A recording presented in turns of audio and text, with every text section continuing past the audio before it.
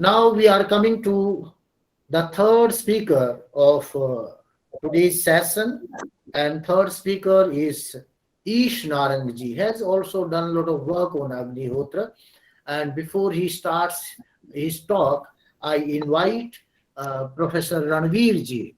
He is also chair professor Mahasi Dayanand Saraswati chair in Mahendragarh University, Haryana. So I invite Professor Ranveer ji to introduce our third speaker.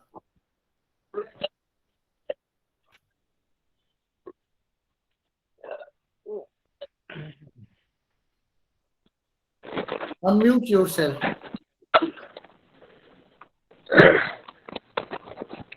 Thank you, Dr. Ravi Prakash ji. Uh, am I audible? Yes, yes, yes. You are audible.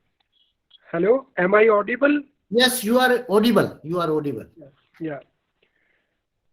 Uh, okay, okay. Uh, uh, First of all, I uh, present my namaste to all the speakers and all the audience present here, and I am very much thankful to Dr. Ravi Prakash that he has invited me and gave me a chance to introduce Dr. Ish Narang, who is a retired Assistant Commissioner, Dairy, Government of India. Dr. Ish Narang is a prominent and keen exponent and researcher on Agnihotra, and is an ardent follower of Swami Dayananda Saraswati. His family is the daily performer of Agnihotra. This is the tradition that every day Agnihotra is performed in his family. Since 1930, uh, almost a century is going to be held by this family, continuously performing Agnihotra in their home. So we welcome Professor Dr. Is Narang. He and his wife and next generation have continued with this tradition till date. He has been the convener of the Center for Scientific Research on Agnihotra, New Delhi, and was also the convener for the International Workshop on Agnihotra Research organized during 2018 in Delhi. By profession, a dairy technologist, Dr. Ish Narang has a master's degree in Vedic literature from Gurukul Kangri University, Haridwar. He has on his credit two scientific books on Agnihotra published in 2009 and 2020, which have been well received and applauded. Also, several scientific papers published in reputed scientific journals validating the ancient Vedic knowledge on dairying by modern research on the subject.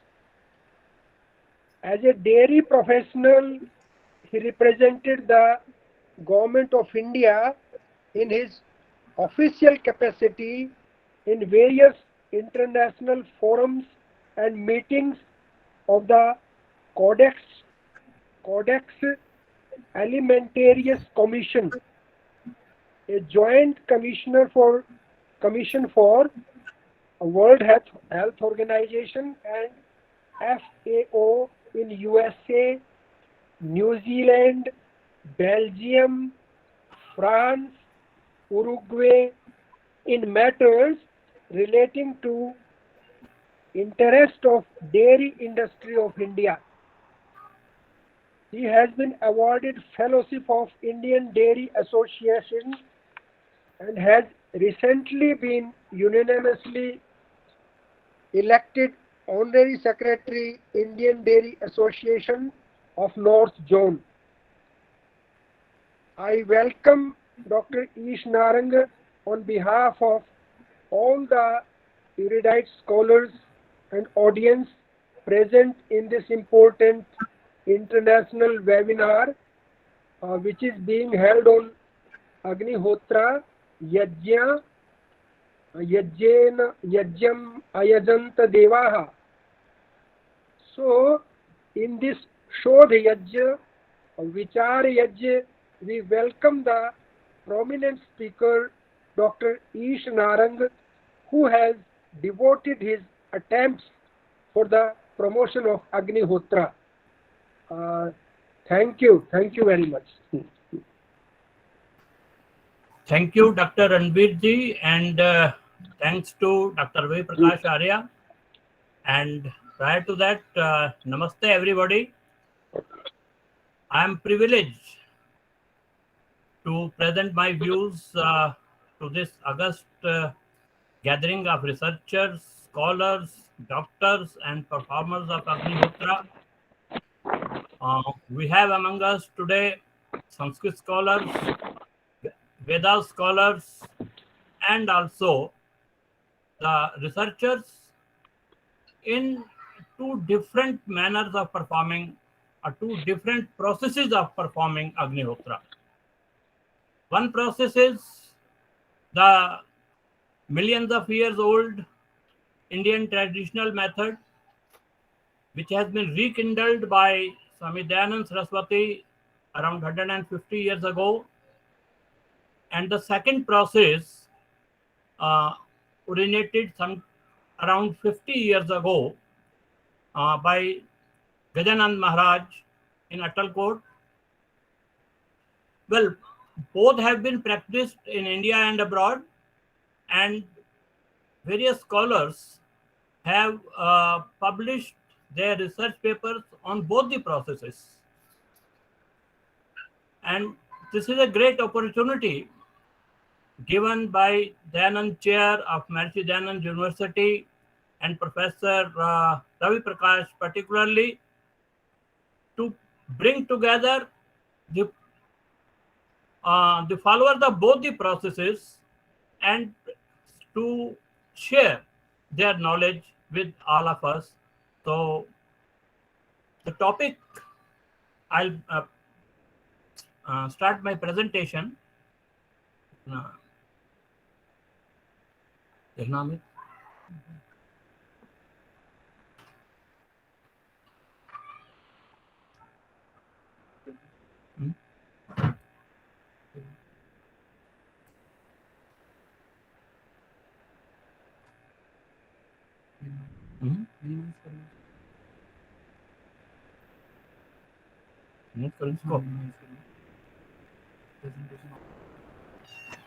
Presentation on करें. Desktop loading.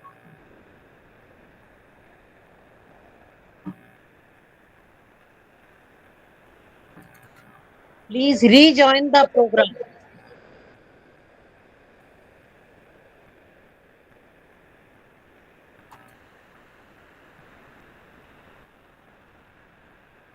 Try to rejoin the program. Ish ji, Yes, sir. I think you should rejoin it. Okay, I'll start.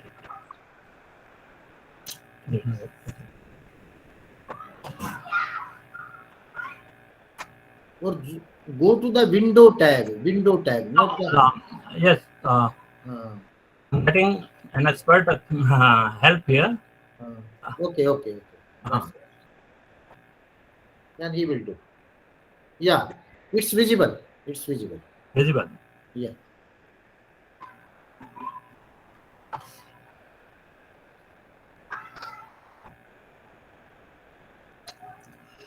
So, namaste again to everybody. The topic I have been assigned is to prove that the misconceptions about Agnihotra are not founded on any scientific or Vedic knowledge. They are just misconceptions arising out of lack of knowledge. The misconceptions are basically about the process which has been in use for millions and millions of years. It's not because that is where we burn some firewood, of course, of medicinal quality. We add ghee, we add havan samagri of comprising of different herbs, and uh, this has led to the atheist and the younger generation to believe that this causes pollution. They feel that burning of fuel produces undesirable pollutants like carbon monoxide, carbon dioxide, etc. Second misconception is that we are wasting useful nutrients like ghee and herbs by burning in fire. And the third one is that it involves animal sacrifice. Well, to understand these concepts, we have to have a look at what is pollution, types of pollution, process of combustion in general, and process of combustion in Agnihotra. Well, air pollution, there are several types: chemical gases, carbon dioxide, carbon monoxide, nitrogen oxide, sulfur dioxide. Then there is a physical particulate matter, PM2.5, PM10, PM5, and this is of lot of importance and being talked about in Delhi, particularly in the coming winter season. We'll have lot of concentration of this PM matter, and Delhi will be almost choking with it. Then the third one is microbial pollution, which is also a pollution for the air. The causes of air pollution: burning of fuel in the industry, our vehicles, which are increasing day by day, household cooking, and microbial pollutants, which are basically decomposition of the biomass. Now, before we go there, let us understand what is combustion. Combustion, I mean burning. What is burning? What is combustion? And what is the process of combustion in Agnihotra? In pure science, combustion is said to occur if a fuel is oxidized, generally by atmospheric oxygen, giving rise to thermal energy. That is, it creates heat or a rise in temperature in the environment.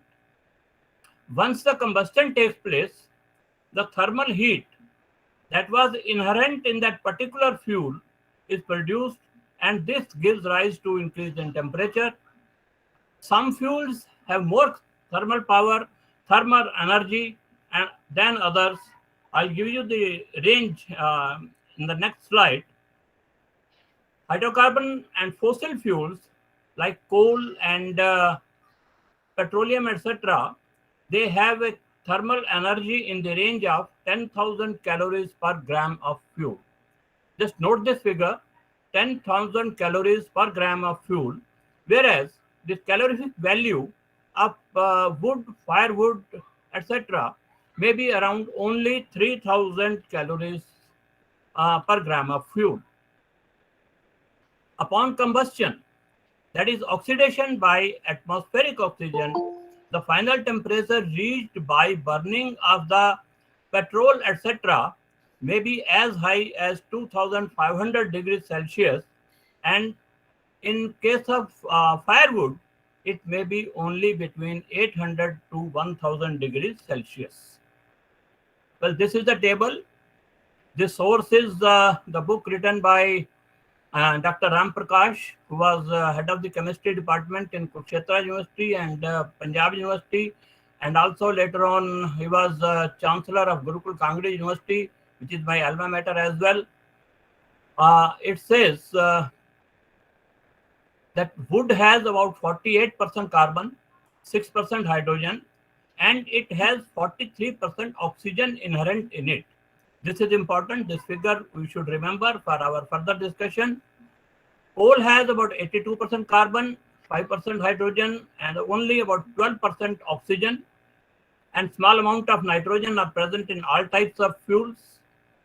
And petroleum, etc., they have carbon in the range of 93 to 97%, 10 to 14% of hydrogen, and just about 0.1 to 1.5% of oxygen. Now, these are the temperatures attained, and the source of this information is Dr. Harish Chandra, who has a PhD in combustion science and who is a known Vedic scholar presently in USA. He says calorific value per gram of wood is 3000 calories, approximately 3000 calories. It may vary from type of wood to other type of wood. And the temperature attained, as I said earlier, will be between 800 and 1000 degrees Celsius. Coal, the calorific value is 5800 to 6000 per gram, and the temperature may be up to 200 degrees Celsius. And in case of petroleum products, the calorific value is 10,000 calories per gram of fuel, and the temperature is about 2500 degrees Celsius. Now, what are the factors which affect air pollution? First is the nature of substances used and their proportions, temperatures attained, manner of arranging of fuel pieces in the fire pot, controlled abundance or deficiency in supply of availability of oxygen, moisture content of fuel, and the shape of the fire pot. All these factors affect the pollution levels. Now, what happens on complete combustion?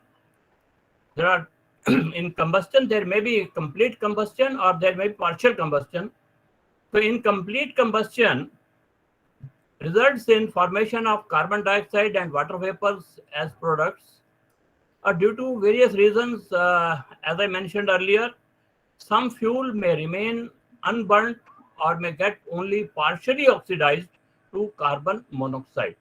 Thus, unburnt carbon and carbon monoxide, if they are produced, they are considered undesirable pollutants for the atmosphere. And another factor is that very high temperatures in the range of 2000 degrees Celsius and above, which are produced by burning of petroleum products, etc., they may produce oxides of nitrogen, which is a very, very dangerous and deathly pollutant, and it is formed from the atmospheric nitrogen and oxygen. We know that common air has around 80% of nitrogen and only about 16% of oxygen. And if the temperature in the air by burning of fuels rises to 2000 degrees Celsius or above, then the nitrogen oxides are formed, and which are very, very deadly things. Now, what happens in Agnihotra? Combustion process is Agnihotra is entirely different than the combustion process in engines or in our vehicles or in other industrial activities. Agnihotra consists of a base fire generated in a specially designed vessel. It may be built on the earth or may be fixed on the surface of the ground, and it resembles an inverted pyramid. The temperature attained by the Kund varies between 250 to 600 degrees Celsius only. This figure also needs to be taken note of. In the actual flames, however, it may be 800 to 1000 degrees Celsius. As I stated earlier, that the wood, combustion of wood produces this much of temperature. To this base fire, which in the Kund has a temperature of 250 to 600 degrees Celsius, we add certain substances as oblations. They may be purified butter or butter oil or ghee and several herbal substances. And 4 types of substances are mixed to make Havan Samagri, which is offered as oblations. There may be antibacterial, herbal, aroma releasing, health providing, and sweeteners. Now, the purpose of Agnihotra is not to burn these substances. I repeat, the purpose of Agnihotra is not to burn these substances, but it is to vaporize them and sublimate them. A fraction of the substances added may grow through combustion process itself, especially that is true of ghee. Ghee burns as well as evaporates, and the effect on combustion are not expected to be harmful to the environment because they are carefully chosen to bear one or more of the above characteristics, which I have 4 types of fuel substances which I have described earlier, and all types of wood, because the conventional method of Agnihotra uses wood. All types of wood used there, apart from having low calorific value, have medicinal properties also. Yesterday, Dr. Satish Sharma from Bangalore, he has listed medicinal properties of sandalwood and palash. I'm not going to repeat that. They are very well documented in many scientific books on medicinal plants, and certain herbal medicinal substances are also added. Thus, the Yajna fire produces medicinal substances to purify air and helps us get rid of common diseases as well.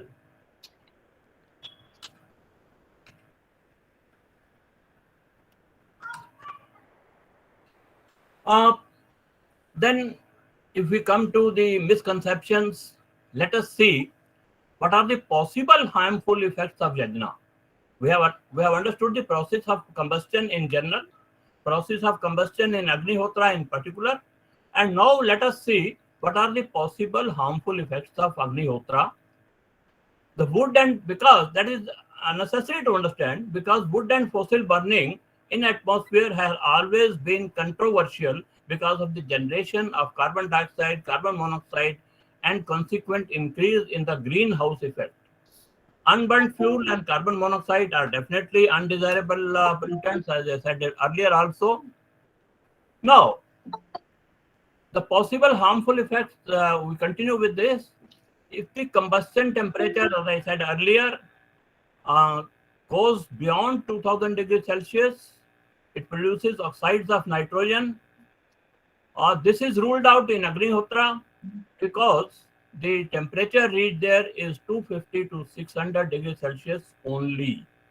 The temperature, if it goes beyond 2000 degrees Celsius, then only oxides of nitrogen are produced.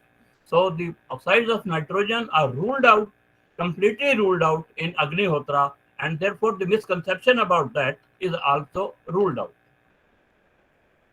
Excessive volumes of carbon dioxide are also undesirable. And carbon dioxide is definitely produced. Dr. Satish Chandra was also saying yesterday, the carbon dioxide is the natural product of any combustion. On this basis, it may theoretically, I repeat, theoretically be argued that Agnihotra also produces pollutants like carbon dioxide. Now,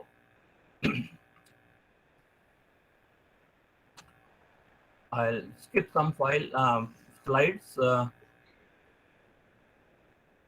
In the slow combustion process and the low temperatures that take place in the Agni Kund or Haman Kund or the fire pot, the inverted pyramid, whatever we call it, a small quantity of oxygen is utilized and the carbon dioxide is omitted in a very small quantity that hardly poses any threat. As stated in the earlier slide in the table, the wood itself has about 40% oxygen.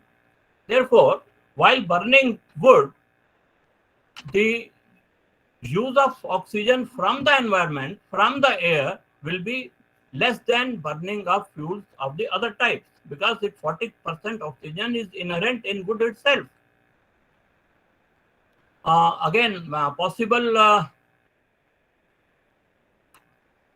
I'll skip this. The small amount of carbon dioxide is produced, we agree, but nature has devised its own way of balancing this small production of carbon dioxide, and that process of the nature is called photosynthesis.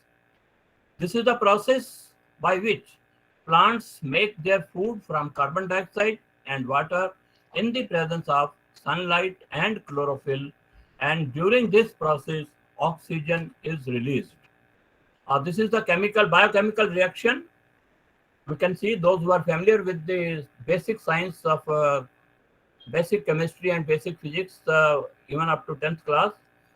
We can see that 6 molecules of carbon dioxide plus 6 molecules of water in the presence of sunlight and chlorophyll produce 1 molecule of glucose. C6H12O6 is glucose or fructose, which is food for plant, and 6 molecules of oxygen. Just see, the 6 molecules of carbon dioxide have produced 6 molecules of oxygen, equal quantity. Whatever carbon dioxide was produced, it has been converted to equal volume of oxygen. So where is the question of pollution? But this reaction happens in the presence of sunlight and chlorophyll. Chlorophyll, as I said earlier, is the green pigment present in the plant leaves. Thus, the process releases oxygen equal to the carbon dioxide produced, and this is what I call the nature's own way of balancing itself and own way of utilizing carbon dioxide for the benefit of vegetation and humans as well. Our rishis were real environmental scientists who knew this process of science, the process of photosynthesis, and therefore they prescribed that Agnihotra ought to be performed during and after sunrise and well before sunset in an area which has sufficient green cover. This would ensure that carbon dioxide is well utilized to produce oxygen and food for the greenery. Another important factor here is, we say that carbon dioxide is produced. Yes, carbon dioxide is produced. First thing is, it is equal amount of oxygen is being produced by photosynthesis. And the second thing is that carbon dioxide that is produced during Agnihotra, it's not free carbon dioxide. It's not free gas. It is mixed with vapors of other aromatic oils and antiseptic, antibacterial products. And this acts as a vehicle. This carbon dioxide acts as a vehicle in transporting such products of the surrounding. Yesterday, Dr. Satish Chandra is a friend of mine also. He was saying that several substances, antibacterial substances like alcohol, ethanol, and formaldehyde, etc., are produced, and they are definitely antibacterial. And therefore, the carbon dioxide does produce small amount of carbon dioxide.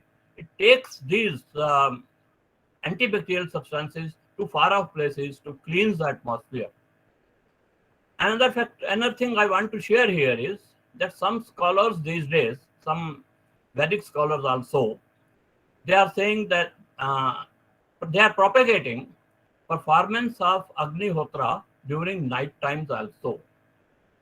As I said, during night time there is no sunlight, therefore the process of photosynthesis cannot happen, and therefore this performance of Agnihotra during night time does not appear to be based on logical or scientific grounds.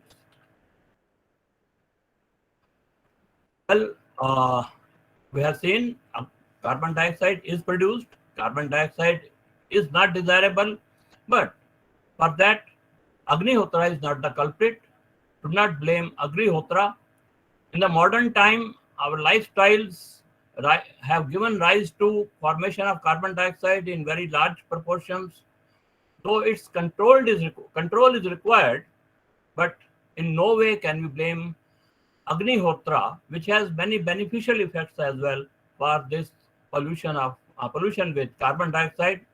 We need to concentrate on reduction of other sources of carbon dioxide because Agnihotra has many benefits as well. हमें देखना है ये क्या हो रहा है? Okay. We have discussed the theoretical aspects of this issue. We have theoretically proved that carbon dioxide, whatever is produced, is utilized by the greenery and it produces oxygen. Are there some experiments also conducted to prove this? Yes, there are. And I quote below some extracts from the report of experiments of UP Pollution Control Board, which was published in Akhand Jyoti in September 97. The board conducted experiments during an Ashwamedh Yajna at Gorakhpur, and a scientific protocol on monitoring, etc. was followed. And after Agnihotra, the levels of sulfur dioxide were reduced by 75%. Nitrogen oxide was reduced by 11% approximately, and bacterial count in water, not in air, in water reduced to 1/3 of the initial value. So these are some practical results. In the next few slides, I'll show you some results of similar studies conducted in New Delhi in association with the reputed labs. This first slide about carbon monoxide. Before the start of Agnihotra, it was 11 ppm, and after the end of Agnihotra, about 60 minutes of Agnihotra, it came down to just 1 ppm, that is almost 1/10 of the original value. So carbon dioxide, instead of increasing, it has decreased, provided we perform the Agnihotra in a proper way. We do not dump the Agnihotra pot with a lot of firewood pieces and lot of samagri. There should be a balance between the Agnihotra samidha, the samagri, and the ghee oblations. Then only this type of results can be obtained. Next slide shows this is carbon dioxide. Came down from 696 ppm to 410, almost 40% decrease in the levels of carbon dioxide. So the carbon dioxide does not pollute the environment. The Agnihotra, in fact, purifies the environment of carbon dioxide also. Concentration of PM matter is also again a lot of discussion these days. As I said earlier, it came down from 229 ppm to 95, almost 40% level of the original. And PM10 also came down from 465 to around 150. This is also about 40% reduction. The next type of pollution is microbial pollution. We have talked about chemical pollution so far. The next is microbial pollution. Agnihotra is a sure remedy for that pollution. It doesn't create that pollution. It's a sure remedy for that pollution. Combustion is Agnihotra produces substances like formaldehyde, carbolic acid, alcohols, etc. And all these substances destroy the pathogens or the disease-producing bacteria, as we call them. Next slide, we'll see some of the results. Well, this experiment was conducted very recently in Jawaharlal Nehru Medical College, Ajmer. Now, a medical college, Ajmer, if it conducts experiment on Agnihotra and studies its microbial effect on pathogens, I think it should be considered a reliable source of knowledge. 50 experiments were conducted during 2013 to 2014. Standard protocol was followed. Cow ghee was used, and ratio of wood, ghee and Havan Samagri was 0.8:1:1. I said earlier also that the ratio of these things have to be managed and to controlled. Otherwise, we do produce carbon monoxide and carbon dioxide. Duration of this Agnihotra was 30 to 60 minutes as per design. And the result was that the pathologist at Jawaharlal Nehru Medical College, Ajmer, found about 80 to 95% of the bacteria or pathogens was stated to be killed or immobilized. And this beneficial effect, I'm repeating it, this beneficial impact continued for more than 72 hours. Half an hour of Agnihotra and 72 hours of pathogen-free environment. Today we call of buy one, get one free. Here you spend only half an hour and get 72 hours. You just calculate the ratio of benefit you get from it. This information was obtained. This was not a public information because they were under the process of patenting, but I obtained it under an RTI application in 2018, and I received this information from that medical college. Well, similar studies have been conducted at several other institutions of repute. One often quoted was at National Botanical Research Institute, where Dr. C.S. Nautiyal, who was then the director of that institute and is presently Vice Chancellor of Doon University in Dehradun, he reported in 1 hour of Agnihotra 94 to 95% reduction in pathogenic bacteria, and the impact in that case, lasted for about 24 hours. Well, in any scientific testing, it is possible that there is variation in the results obtained, but they all point towards one single direction, that Agnihotra reduces the quantity or the colony counts in the air, maybe 80 or 95% or 94 to 95%. It may last for 24 hours or 72 hours. That will depend upon the design of the experiment and the samagri used and the ingredients in that samagri. In case of Dr. Nautiyal, he says he has disclosed. He has said that he obtained the Havan Samagri from Gurukul Kangadi Pharmacy in Haridwar. In the Ajmer process, they have not disclosed the source and composition. Well, similar studies have been conducted in New Delhi also. I'll show you some slides of that. Bacterial count, this study was conducted by Acharya Sanat Kumar ji, and the lab used was Sigma. It's a reputed lab in Delhi. And bacterial count, colony count, which was over 200 in the initial stage, came down to 110, that is almost 50%. Similarly, fungal count. The earlier two studies were only on bacterial count. Here they studied the fungal count also in air. This also came down substantially from a level of 60 to 10, almost 1/6 or 15 or 16% of the original level. In the tap water also, similar reduction in the bacterial count was noticed. Not only tap water, but even in the sewage water. Sewage is the dirtiest water we can find. That is, it contains all the dirt from our households and industry, etc. Even in that, the bacterial count had come down substantially. Well, there is a difference between the results obtained in the two scientific studies conducted at Jawaharlal Nehru Medical College and the National Botanical Research Institute, and the one conducted by Sanat Kumar ji in Delhi. R.I. Sanat Kumar is not a scientist. He is a Vedic scholar. He doesn't know the nitty-gritty of microbiology, but his results do point out to the direction that there is a definite trend in reduction of microbes in the air. Well, the third, I move quickly now. The third misconception about this conventional method is that we waste the useful material by burning it in the Agnihotra fire.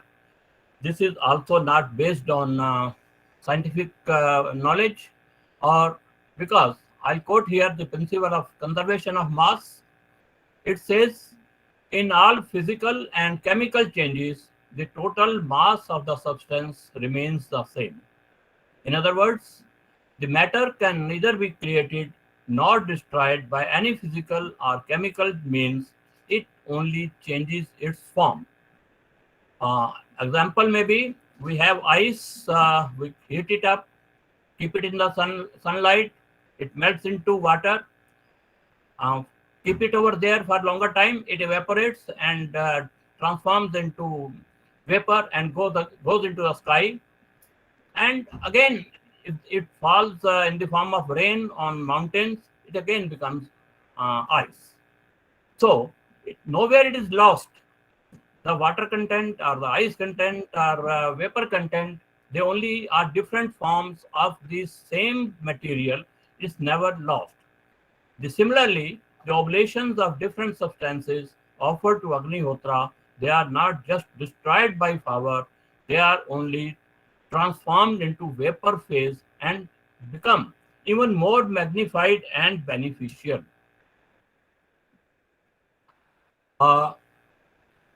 This is something I'll be deviating from the main subtopic. The evaporated or the magnified or rarefied substances are more useful for us than the base substances. We take the example of nebulizer. Doctors normally give some oral medicines to asthma patients. When that doesn't help, they advise the same medicine to be taken through nebulizer. And nebulizer, what it does, it magnifies it converts that medicine into a subtle or a rarefied form, and that gives immediate relief to the patient. So that is what happens to the substances added to fire also. They are not just destroyed, but they become more beneficial for the mankind or even the agriculture and all the greenery and all the living beings on this earth. Well, the third misconception, I'll attend to it in very brief, that animal sacrifices, that Agnihotra entails animal sacrifice. They say that it is blamed that Agnihotra process prescribes sacrificing animals and offering their flesh, even that of human beings as oblations. Well, this sacrifice is not of the animals or flesh or human beings. This sacrifice is, as Dr. Shashi Prabha said, is of our evils, of our ahankar, of duritani parasuva. The Ved mantra says, let all our evils, all our bad habits, all our ahankar be destroyed, and we have to sacrifice that in this Agnihotra, and not the sacrificing of animals or ashwa or go. Why this misconception has arrived is because of the use of the words Ashwamedh, Gomedh, and Narmedh, etc., in reference to this Agnihotra. Ashwamedha is Chatpat Brahman says that a king governs his people justly and righteously. It's called Ashwamedha. A learned man gives a free gift of knowledge to the people. This is also Ashwamedha. And offering oblations of ghee and aromatic substances and nutritious substances in the fire in order to purify the fire is also called Ashwamedha. And Professor Ravi Prakash has organized this conference to share this knowledge. This is also Ashwamedha. This is nothing else. Ashwamedha means sharing of knowledge as well. So let not people understand that Ashwamedha means killing of horses and offering as oblation, or it's something different, because they do not understand the real meaning. Therefore, they attribute such things to the Agnihotra. Similarly, Gomedha. Go means our indriyas, our organs, our sense organs, etc. and go also means the sun rays from the sun. So to keep the food pure or to keep the senses under control is Gomedha, and to make good use of the rays of the sun as we do in photosynthesis. That is also Gomedha. Photosynthesis converts the carbon dioxide to oxygen. So that is also Gomedha. To make good use of the rays of the sun or keep the earth free from impurities is called Gomedha. And Narmedha is the cremation of body of a dead person in accordance with the principles laid down in the Vedas. That is called Narmedha. These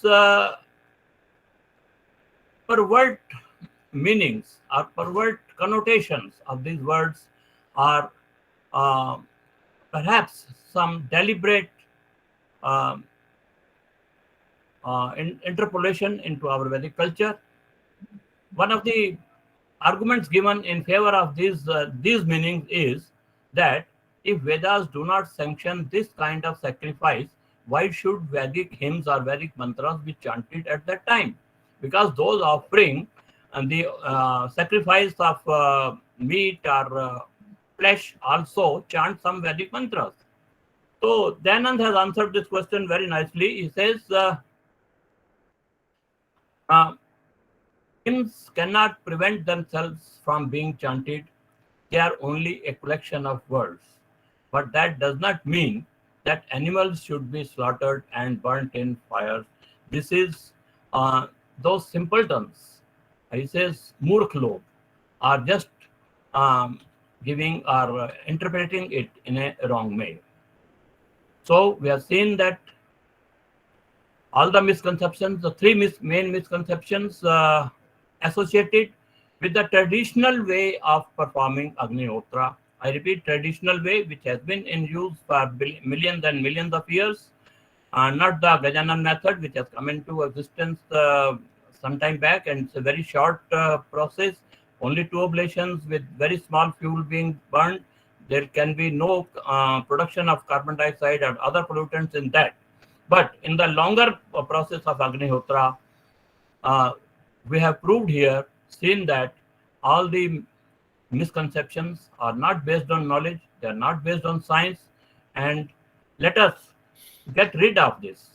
Let us get rid of this, dispel all these misconceptions, rely on our ancient wisdom that was very scientific.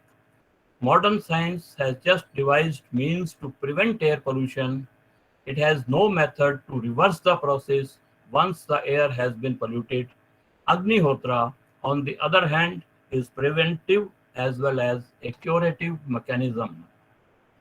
Well, without mentioning the roadmap for future, my talk will not be complete.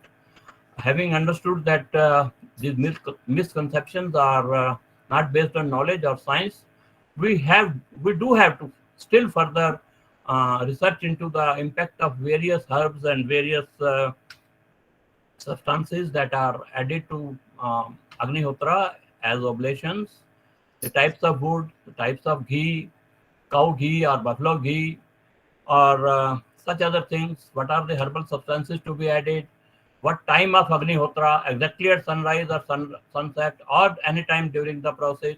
All these things need further research, and I do hope the chair, the Maharishi Dayanand chair in MD University would look into this and perhaps initiate further research on the subject. With that, sir, I end my presentation, and anybody can contact me for any questions on this, queries, and if you want such presentations to be made at your locations, online, offline, schools and colleges, please contact me. And if anybody has any questions at this moment, I'd be happy to answer. Thank you so much. Thank you again, Dr. Ravi Prakash ji, and all of you for listening to me so carefully. Thank you. Thank you, Ish Narang ji. We have seen that a dairy technologist has turned a yajna technologist, Agnihotra technologist, and he has gathered good data on Agnihotra and explained so many things so beautifully. And he also let us know that yajna is a natural process. It's not anti-nature. It is eco-friendly. And one more thing, this Agnihotra is a tool to replenish the reduced power of the nature. It cures the sick nature. So it's a natural way that has been handed over by the Vedic seers to us. And he told everything. Agnihotra may cause carbon dioxide, but carbon dioxide is the life for the plants, and the plants, they are releasing oxygen, and that is life for us. So it's a mutual cooperation between plants and the human beings. All human beings, through their activity, we are creating carbon dioxide, but that is being utilized by plants, and their oxygen is being utilized by us. And moreover, he told that the woods and all these whether cow dung cakes are there, they have oxygen in themselves, and they are utilizing their own oxygen instead of the oxygen from outside. So the Agnihotra, the best way of doing Agnihotra is after sunrise and before sunset, so that whatever we are creating, that is being utilized by the plants and everything. And one more thing, I think most of the misgivings or the misconceptions about the Yajna has been allayed by Ishnarangaji. And he has given a very beautiful description, because the main problem with the readers or the followers and even the critics of the Vedas, they say that the Vedas sanction animal sacrifices, and he clearly told that this Pashumedha is not the animal's sacrifice, but the sacrificing the animal instinct from the human beings. So Gomedha, Ashwamedha, Aja and Avimedha, they have several meanings in the Vedas. Uh, uh, According to the Vedas, Ashwa is the solar energy. Whatever purification is done by the solar radiation on the earth, that is also known as Ashwamedha. And Gomedha is the geothermal energy. Similarly, Avi is the magnetosphere of Earth, which protects the Earth from the ultraviolet rays of the sun. And the Aja is also the energy that has not reached the Earth so far, and that is yet to reach on the Earth.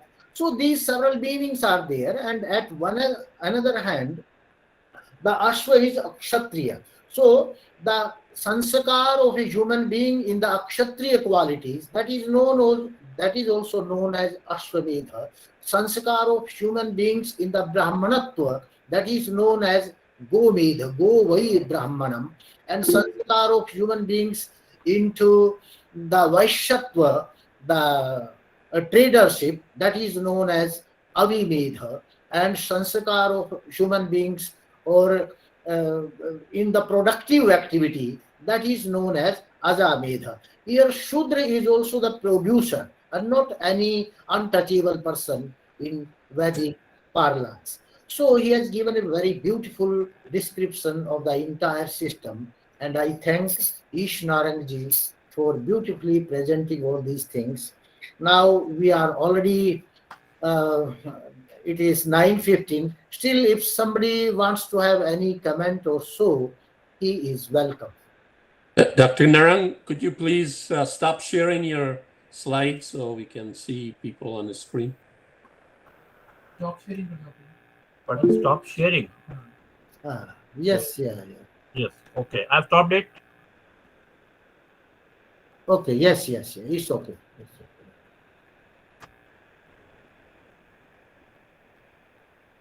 Anybody? Any questions? I'll be too happy to Yes. Sir, Yeah. Bharavir ji. answer. Ramdev ji बताइए.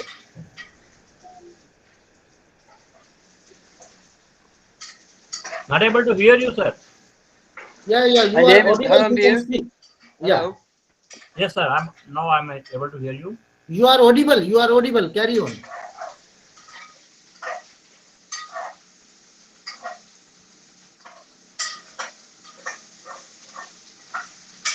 No, sir. I'm not able to hear him. You are not able to know. He is not speaking. Huh? No, he is not speaking. Dhanvirji, you are not speaking. Okay, I would like to speak. Yes. Ah, yes, yes. My thanks. I would like to say namaste to everybody, all the speakers and listeners. Yeah. But and my thanks goes to all the past speakers and gratitude to them. I would like to ask a question. It has been all 3 days has been going about saying about Agnihotra. And Agnihotra, when you do it, you have to be doing mantras. For those people who don't know to recite any mantras and they want to perform Agnihotra, what about if they just burned the necessary compound, necessary ingredients with ghee? What do you think about that? For people who doesn't know, doesn't understand to read Sanskrit mantras. Would That's that be also beneficial okay. for That's for also nature? okay. That's also okay. You are at least doing half of the part. That's also okay. You can pronounce only Om Swaha like that, and that will serve the purpose. And in the Akalkot method, it's the mantras are very small. Suryaya Swaha, Idam Suryaya, Idam Namam, like that. So you can learn it. Can I say Yeah, something? may I say, sir? Yeah, May I add something more to it? Let Dr. Bark speak first. Yeah, See, as Dr. Ravi Prakash said, the mantras are very, very simple. A child of 5 years can easily learn. So that is no problem. But there were several experiments done. You do the mantras or you just utter some words, even the translation of the mantras. It's not the same. For Agnihotra, as I explained, there's some flow of energies coming from the sun, and this flow of energies has a subtle music in it, and the mantras are the quintessential sound of that music. So this creates some resonance effect. And if you don't have the mantras, then don't do Agnihotra. It's just a waste of the cow dung and the ghee you burn. It's useless. This process is very simple, but it has to be done exactly. Exact copper vessel, exact ingredients, and exact timing, and exact mantras. Very simple, very short, easy to learn, but you have to be exact. If you only leave one part, one of these disciplines apart, you will not get the effect. That also has been done experimentally proven. So better not do it. It is very simple. We can teach within 10 minutes to everybody. Okay, Yeah, but now even again, Dr. Berg, he knows the mantras and he is a German scholar. So yeah, I mean, if you will try, you can learn it. people all over the world are practicing Agnihotra. And as I said, 5 years old children can do it.